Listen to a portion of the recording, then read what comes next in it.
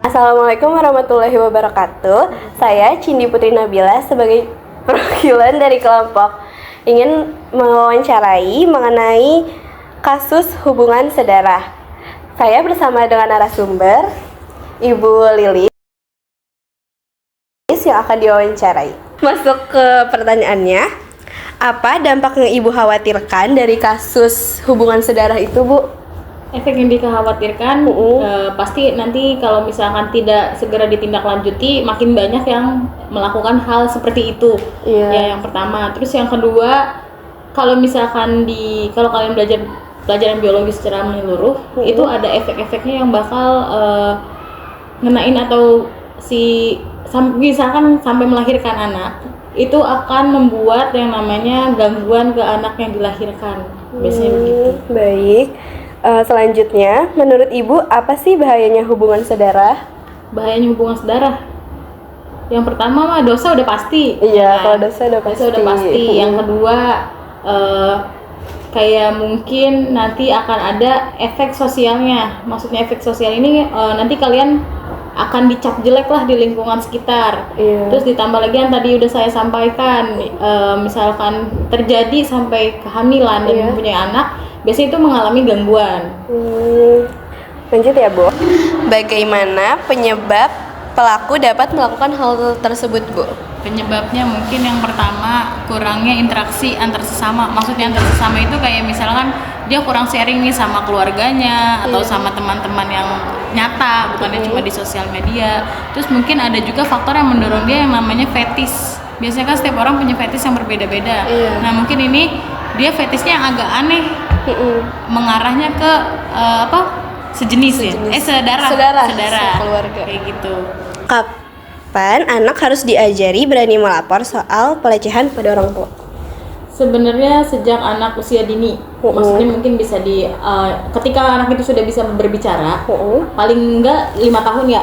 Dia sudah harus diajari apa yang membuat dia tidak nyaman. Terus apa yang bagian tubuh yang tidak boleh disentuh oleh orang lain. Mungkin boleh, tapi hanya ibu biasanya gitu. Ayah pun biasanya dibatasi untuk memegang area tubuh anak, mau itu perempuan, mau itu laki-laki. Mengapa Islam sangat tegas melarang hubungan sedarah? Itu dosa ya, Bu? Salah satunya dosa. Mau bagaimanapun pasti dosa. Kenapa jadi dosa? Nantinya selain dosa, nanti pun akan dijelaskan nih secara ilmiahnya kenapa hubungan saudara itu tidak diperbolehkan. Karena Islam kan mengajarkan bukan karena semata-mata nggak boleh, tapi pasti dijelasin secara Islamnya, terus secara umumnya pasti ada penjelasannya. Bagaimana hubungan sedarah dalam Islam menurut Ibu? Bukan menurut saya aja ya, pasti kamu juga menganggapnya itu dosa pasti ya, Bu. Terus juga menurut Islam sendiri di usia berapa sih anak harus diberi edukasi mengenai pelecehan seksual? Ya sebenarnya di saat anak itu sudah mulai mengerti dan bisa berbicara, sama seperti yang tadi saya bilang, harus sudah mulai diajari yang tadi. Apa solusi yang dapat Ibu berikan terkait kasus yang viral banget ini, Bu? Lebih ke mengawasi adik kita atau mungkin anak kita, terus lebih aware lagi sama lingkungan sekitar kita. Kadang kan orang yang melakukan hal seperti itu orang yang ternyata nggak kita duga-duga. Pasti ada aja yang ngelakuin kayak gitu. Terus jangan sampai nih kita kayak kecolongan, ternyata orang terdekat kita yang seperti itu gitu kan. Hukuman apa yang sebaiknya diberikan kepada pelaku, Bu? Hukuman kalau misalkan hukuman sama Allah udah pasti. Udah pasti ada. Kalau misalkan hukuman di Indonesia sendiri saya belum paham ya hukumannya apa, tapi menurut saya dihukum yang seberat-beratnya. Karena kan itu penyakit juga ya. Selain direhabilitasi mungkin harus ada hukuman juga yang bikin nanti orang lain juga nggak mau berbuat seperti itu. Jadi ada efek jeraknya lagi buat yang lain. Lanjut. Menurut Ibu, dengan memisahkan anak dari orang tua yang diduga pelaku insest termasuk tindakan yang benar atau salah? Dan kayak gimana tuh, Bu? Insest, ya benar aja sih, maksudnya karena kan orang tua pun nggak gimana ya, serba salah ya. Dijauhin nanti dia jadi nggak kenal sama orang tuanya, dideketin kita malah kayak takut. gitu.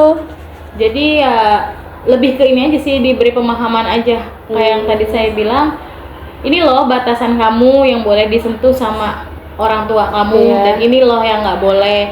Terus kalau misalkan mau berganti pakaian, kamu baiknya jangan di depan orang banyak ya, misalkan di kamar atau di mana, dan itu pun ditemani sama yang mungkin ibunya. Gitu. Cuma memang tidak menutup kemungkinan ya pelaku bisa perempuan atau laki-laki. Itu sih khawatirnya. Ya, sekian wawancara dari kelompok kami. Mohon maaf apabila ada kesalahan kata. Wassalamualaikum warahmatullahi wabarakatuh. Waalaikumsalam warahmatullahi wabarakatuh.